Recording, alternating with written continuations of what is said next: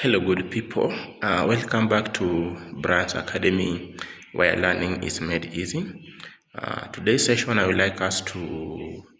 Before that, let me take this opportunity to thank you for your continuation, making sure that we are together in our various sessions.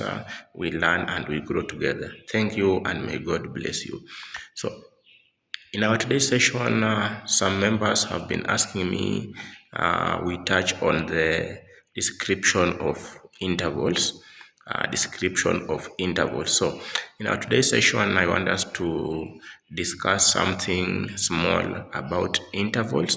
And at the end of the session, if you have any question, just let me know through the comment section so that we can continue helping each other.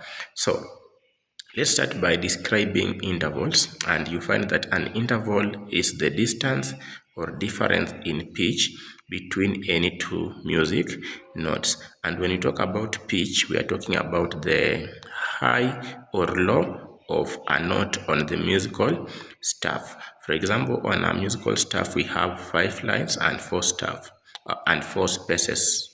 So when you find that the bottom space, if a note is on the bottom space and another one is on the second space from the bottom, the one which is found on the second space has got a high pitch compared to one which is below it. So let's continue. So you find that interval is also the tonal distance between two musical notes. When you talk about tonal, we are talking about semitones and tones. So those are the two aspects we'll be using to describe the intervals. So you find that interval is described by counting the total number of letter names that form the interval and the total number of tones or semitones between the two notes of the interval. We have letter names. Let's use the scale of C major. We have 8 letter names, and letter C is repeated, that is do down and do up. So they have got 8 letter names.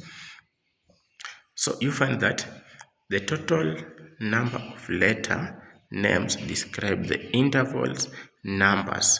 For example, a second, a third, a fourth, and so on. Those are the description of the intervals according to the number of letters which that scale bears. Now, here we have for example, the total number of tones give the interval its quality. So we have the quality of intervals and we have description. So when we talk about description, we are talking about the letter names. How many letter names are there? Then when we talk about quality, we are referring to the number of tones and semitones that interval has. And here, some of the qualities of interval, we have perfect, major, minor, augmented, and diminished. We'll discuss more. Let's continue. We'll discuss more on it as we continue. Now, we have this part called perfect unison. When we talk about perfect unison, a unison is the interval formed when a note is repeated. When a note is repeated, for example, we have note C. When you repeat it, we have C up to C. So that note is repeated. So the interval that will be formed there is a unison interval. And that is because the two notes have the same pitch. The two notes have the same pitch. For example, we have note C and C, D and D, then extra as we go there.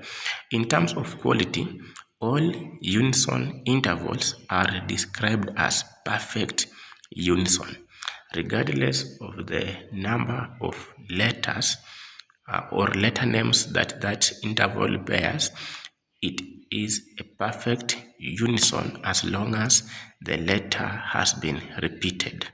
I hope up to there we are okay. Another part, let's go to major and minor thirds. Now, a third is the interval from any pitch to the third pitch above it or below it.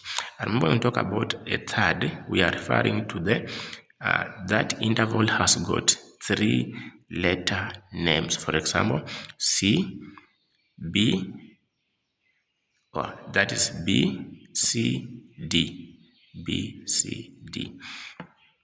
Then you find that it's because it is made up of 3 letter names, as I have said. For example, we have from letter C to E, that is C, D, E, 3 letter names. Then a third of 2 tones is described as a major third. So when you find that a third, or from C to E, when you get it has got 3 letter names and it's made up of 2 tones. For example, from C to D, that is 1 tone. From D to E, another tone. Those are 2 tones.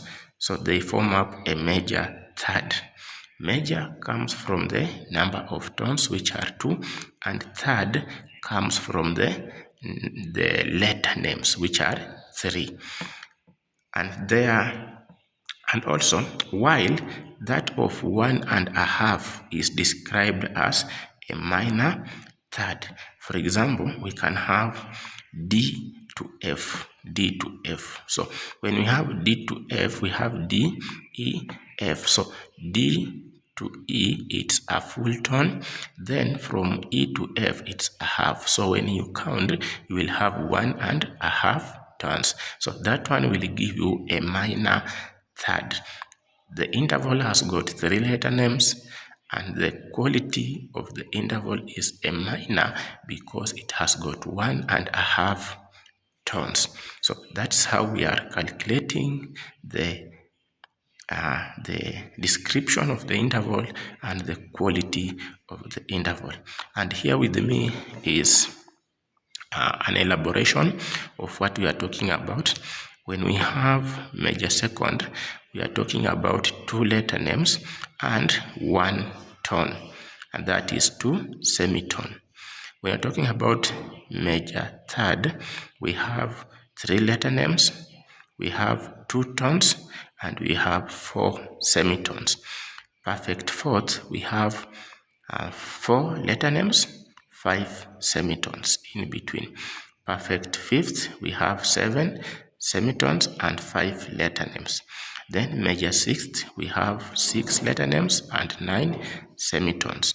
When we talk about major seventh, we have 7 letter names and 11 semitones. Then we have perfect eighth, where we have 8 letter names and 12 semitones. So here is a short area that I have used to sum up what we have described there. There you can see we have the quality, number of letter names, and number of tones and semitones. For example, when you talk about P, we are talking about perfect. M is major, so P is perfect, M is major. So, for example, when you have an interval with 1 letter name, that is perfect, which we said it is a unison. Then major has got 2 letter names and 1, that is 1 tone or 2 semitones. Where we have major third, we have 2 tones or 4 semitones. Where we have perfect fourth, 4 letter names, we have 2.5 tones. So it goes like that. So this is how the intervals are formed, how the intervals are described. So that's the end of our session. If you have any question, any concern, let me know under the comment section. And thank you for watching. Thank you for sharing and liking.